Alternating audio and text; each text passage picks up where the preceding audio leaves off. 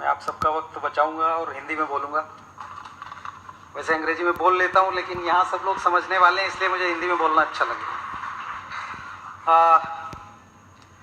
Topic के मुताबिक वैसे इसमें कुछ स्टोरीज पुरानी आपको लगेंगी, लेकिन मैं ये दिखाना चाहूँगा कि सरकारें रूल बनाती हैं, लेजिस्लेशन बनाती हैं, लेकिन उसको कितना तरीके से इम्प्लीमेंट करती हैं ये आपको पता चलेगा जब हमारी कुछ ये स्टोरीज देखेंगे।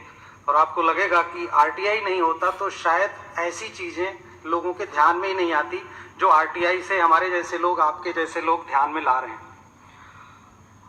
ऑनरी देखिए, मैं एक बहुत लेटेस्ट स्टोरी से आपको ये शुरू करना चाहूँगा, जिसके लिए मैंने बहुत सारी आरटीआई लगाई सारी देश की यूनिवर्सिटीज़ में। ऑनरेरी डॉक्टरेट्स दी जाती हैं, आप में से भी बहुत लोगों को मिली होगी, आपको मालूम है यूनिवर्सिटीज़ कैसे देती हैं। हमने 20 साल के आंकड़े निकाले सारे देश की यूनिवर्सिटीज से, और करीब 2000 ऑनरेरी डॉक्टरेट्स का हिसाब जो हमें मिला, उसमें पता चला कि बहुत सारी ऑनरेरी डॉक्टरेट्स उनको मिलती हैं जो हायर एजुकेशन को रेगुलेट करने वाली, मॉनिटरिंग करने वाली बॉडीज हैं, लाइक यूजीसी के चेयरमैन और members. They have received number of honorary doctorates from number of universities. Agriculture universities किनको डॉक्टरेट देती हैं? एग्रीकल्चर सेक्रेटरीज को और आईसीएआर के डीजी को। इसी तरह से लॉ यूनिवर्सिटीज किनको डिग्री देती हैं? सुप्रीम कोर्ट के जजेज को, हाई कोर्ट के जजेज को। मैं किसी की डिजर्विंग इस पर कमेंट नहीं करना चाहता, मैं एक फैक्ट आपके सामने लाना चाहता था, वो ले आया। और इसके बाद लोगों को ध्यान आया, देखिए एक नैक एक ऑर्गेनाइजेशन है, जो लोग हायर एजुकेशन को जानते हैं, अंसारी साहब को पता होगा, जो यूनिवर्सिटीज और हायर एजुकेशन इंस्टीट्यूशंस की रैंकिंग करता है। उसके बहुत सारे ऑफिस बियरर्स 15-15 ऑनरेरी डॉक्टरेट लेते हैं, तो फिर वो क्या रैंकिंग करते होंगे। लेकिन इसके बाद लोगों को ध्यान में आया, और अभी थोड़े दिनों पहले ये देखिए, इसका इम्पैक्ट मैंने साथ में इसलिए लगाया है कि आपको इन्फॉर्मेशन और उसका इम्पैक्ट दोनों साथ साथ देख सकें।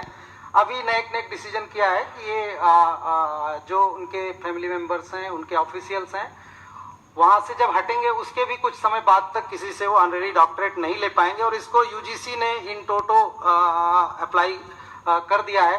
तो मुझे लगता है शायद आरटीआई नहीं होती तो ना तो मुझे इन्फॉर्मेशन इतनी सारी एक साथ मिलती और ना इसका कोई इम्पैक्ट होता। देखिए इसी तरह हायर एजुकेशन में आपको पता है पीएचडी एमफिल जो लोग करते हैं, रिसर्च जर्नल्स में आर्टिकल छपना आपके लिए बहुत मायने की बात होती है। ये इस पर हमने एक इंटरनेशनल प्रोजेक्ट था, वहाँ के लोग, यूरोप के लोग अपना काम कर रहे थे। ये अभी अभी नया सिस्टम लागू होने जा रहा है। मुझे बताया गया कि थोड़े दिनों बाद ही यूजीसी की मीटिंग है, जिसमें जो इन्होंने कमेटी बनाई थी, इसके बाद उसकी रिपोर्ट लागू होने जा रही है। तो ये बहुत बड़ा चेंज है। शायद आरटीआई नहीं होता तो मुझे ये रिसर्च करने में भी मदद नहीं मिलती। देखिए ये बहुत ही चर्चित स्कीम है इस सरकार की, जनधन स्कीम। आपको पता है बैंकिंग को, जो बैंकिंग सिस्टम में नहीं थे, ऐसे गरीबों को इंक्लूड करने के लिए इस समय करीब 34 करोड़ बैंक अकाउंट्स हैं।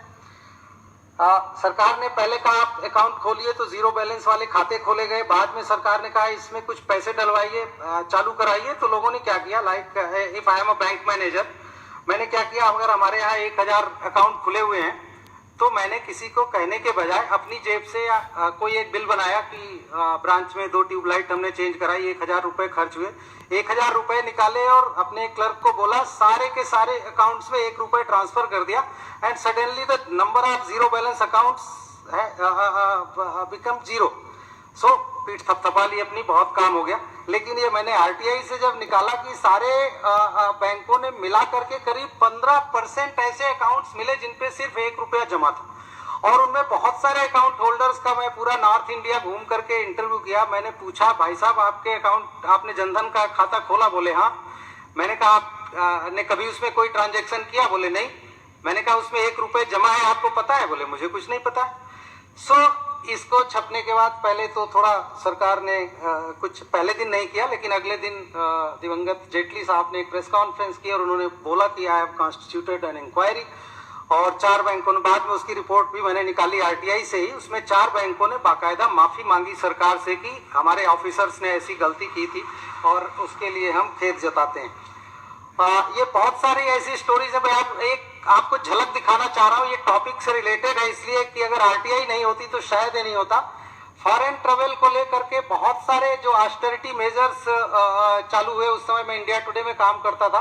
ये देखिए स्टोरी और उसका इम्पैक्ट तुरंत देखिए। कुछ ही महीनों के बाद उसके मनमोहन सिंह जी ने अपने सारे मंत्रियों को चिट्ठी लिखी कि just cartel foreign travel expenses. इसके बाद कई सारे नेताओं ने मुझे बोला कि तुम नेताओं के पीछे पड़े हो, अफसरों का ध्यान नहीं रखते। मैंने कहा देखिए उनका भी हिसाब करते हैं। देखिए ब्यूरोक्रेट्स का फॉरेन ट्रेवल है।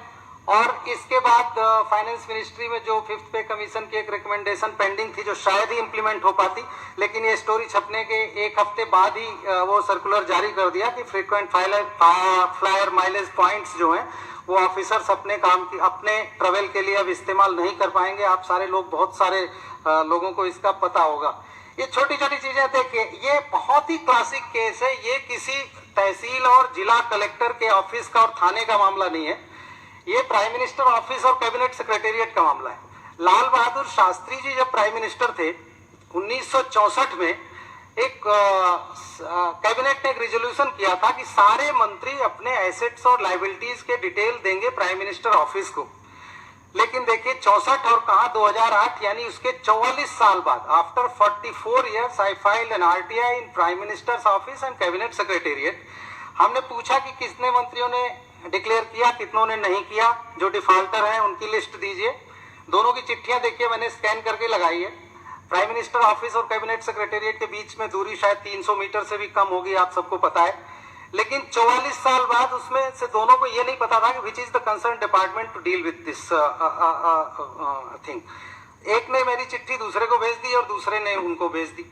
मैंने फिर थोड़ी जर्नलिस्टिक शरारत में दोनों की कॉपी की और एक दूसरे को भेज दी कि आप बताइए कि who is the concern department. Finally cabinet secretariat से जवाब आया कि we are compiling the information and will get back to you. उसके बाद देखिए इम्पैक्ट की जो पहली सरकार, दूसरी सरकार आई यूपीए 2 2009 में, that was the first government since 1964 जहां सारे मिनिस्टर्स ने टाइम पर अपना डिक्लेरेशन प्राइम मिनिस्टर ऑफिस को कर दिया। तो आप समझ सकते हैं अगर आरटीआई एक्ट नहीं होता तो शायद ये इंफॉर्मेशन बाहर नहीं आती। देखिए फिर आप सबके एसेट्स, मतलब ब्यूरोक्रेट्स के एसेट्स, वजाहत साहब यहाँ बैठे हुए हैं।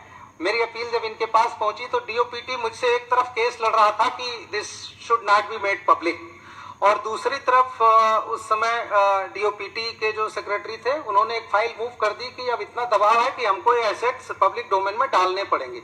तो एक तरफ तो वजाहत साहब के सामने हम जब गए तो वहाँ अपील में डीओपीटी के लोग हमसे लड़ने गए थे, लेकिन यहाँ जो फाइल चल रही थी उसकी मुझे कॉपी मिल गई थी। बाद में आपको सब पता है कि अब सारी सर्विसेज का उनकी ऑर्डर कंट्रोलिंग मिनिस्ट्रीज के वेबसाइट पर आपको एसेट्स अवेलेबल हैं। आरटीआई एक्ट नहीं होता तो शायद ये हमारे आप जैसे लोग सोच भी नहीं सकते थे। देखिए फिर एक छोटी सी बात, आप सबका इससे सरोकार होगा एलआईसी से। एलआईसी की अगर कोई पॉलिसी आप लेते हैं 5 साल तक के 5 साल अगर आपने डिसकंटिन्यू कर दिया लगातार तो लैप्स हो जाता है आपको। मैंने इनसे पूछा कि साहब कितनी ऐसी पॉलिसीज हैं जो फाइनली लैप्स हो गई, रिवाइव नहीं हो सकती पिछले 5 साल में। इन्होंने मुझे बोला 5.92 करोड़। मैंने एक अंदाज लगाया कि अगर उसमें 2000 रुपए भी जमा रहे होंगे तो कितने पैसे होंगे। तिवारी साहब आपके पास ये ऑर्डर गया था, आपने मेरे खिलाफ ऑर्डर किया था। मैंने पूछा कि ये बताइए कि जब तक ये लैप्स हुई फाइनली उनमें कितना पैसा जमा हो चुका रहा होगा। तो ये बताया नहीं, मेरा ट्रेड सीक्रेट है। तिवारी साहब ने भी उनका साथ दिया। मुझे कोई शिकायत नहीं है, लेकिन मैंने टोटल नंबर सिर्फ एक वेबसाइट पर डाल दिया। इंडिया टुडे उस समय मैं काम करता था। देखिए उसके 20 दिन के अंदर एलआईसी ने विज्ञापन दिया, जो हाईलाइटेड वर्जन है देखिए, they launched the revival scheme for those policies first time in the history of LIC. और इसमें अगर कुछ 5.92 करोड़ में से अगर 10-20 हजार लोगों ने रिवाइव किया होगा तो शायद मुझे लगता है ये आरटीआई और हमारा योगदान है। देखिए हर तबके की बात कर रहे हैं तो एमपीज की भी बात करते हैं।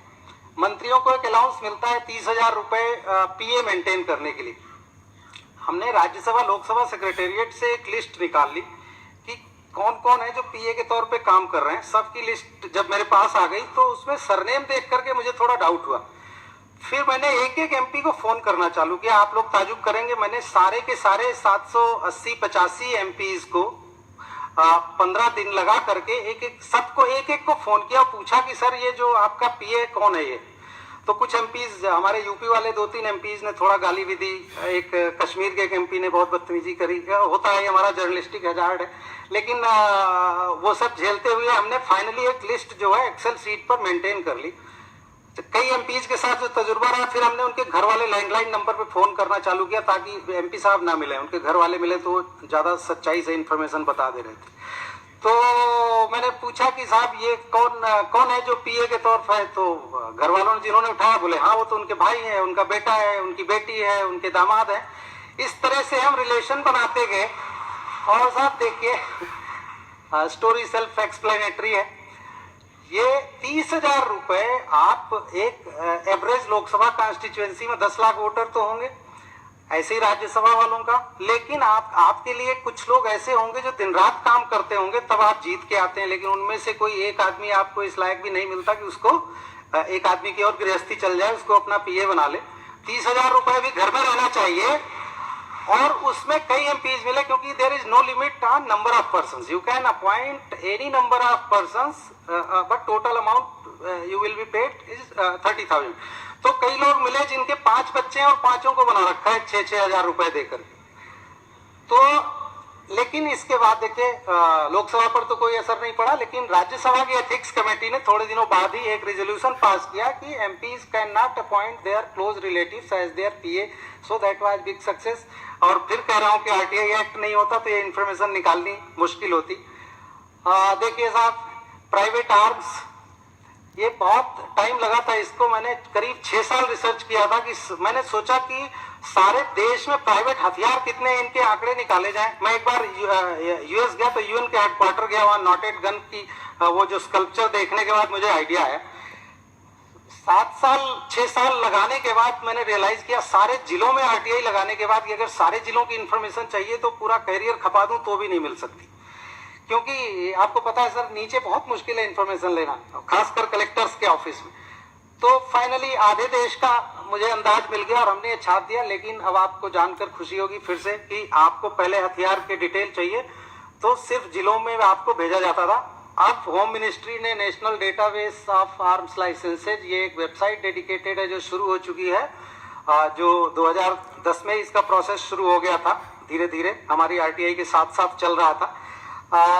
अब जो है सारे देश के प्राइवेट आर्म्स को एक यूनिक आईडी उनको जारी की गई है और टोटल नंबर आप आज होम मिनिस्ट्री में एक आरटीआई लगा करके जान सकते हैं कि इस देश में कितने हैं। वैसे ये मेरा फिगर कम साइड में था, इस समय लगभग 60 लाख प्राइवेट आर्म्स हैं देश में। सो ये बहुत छोटी छोटी चीजें हैं सर, ऐसे वैसे मेरे पास बहुत एग्जांपल्स हैं, लेकिन वक्त का मुझे अंदाज है। देखिए अपने यहाँ मुझे चिंता है इसकी, मैं जल्दी खत्म कर रहा हूँ। तो देखिए अपने यहाँ आपने कभी मंच से किसी बड़े नेता से, किसी मुख्यमंत्री, किसी प्रधानमंत्री से आपने आरटीआई का क्रिटिसिज्म सुना? नहीं सुना होगा। लेकिन देखिए यूके के प्राइम मिनिस्टर टोनी ब्लेयर जब वहां से अपना 2 रिजीम पूरा करके वो हटे तो उन्होंने आरटीआई के बारे में क्या कहा। इनकी सरकार ने वहां पर फ्रीडम ऑफ इंफॉर्मेशन एक्ट लागू किया था।